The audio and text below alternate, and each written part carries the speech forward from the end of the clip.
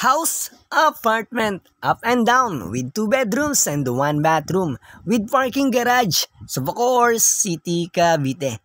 Inside subdivision na good community and flood-free location. May sariling metro na kuryente at tubig. Malapit sa highway, may malapit na school and market. Hello everyone! So ayun nga po.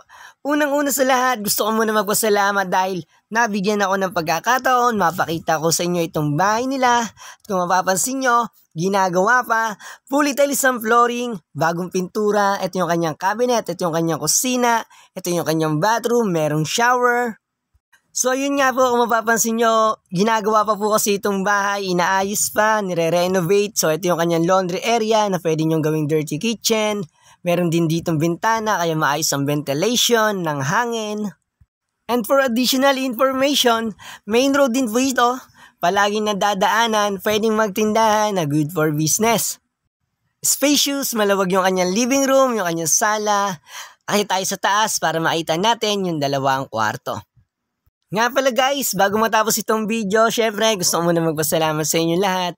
Maraming salamat po. So yun nga po, ito na po yung kwarto. Meron pong 2 kwarto, 2 bedrooms na may provision para sa window type na aircon. Ito po yung kwarto, spacious din to. Good para sa family. So yun nga po, ito check natin dito yung labas para makita ninyo.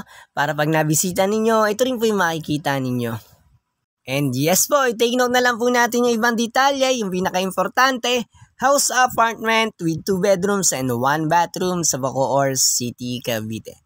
So yun po, ito naman po yung isang kwarto, ito yung master bedroom, ito pong kwarto, maluwag na po ito, spacious, may provision para sa window type na aircon. So yun nga po, kung mapapansin nyo, yung flooring, vinyl materials. So ayan, sisilip tayo sa bintana para makita natin yung mga kapitbahay, ayan.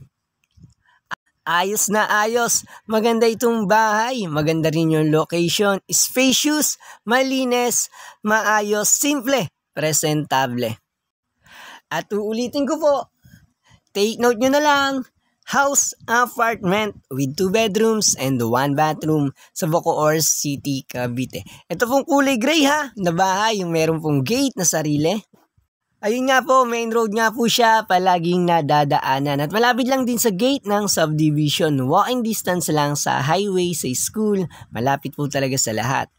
And yes po, maraming salamat po ulit. Dito na po ako. Paalam. Thank you po.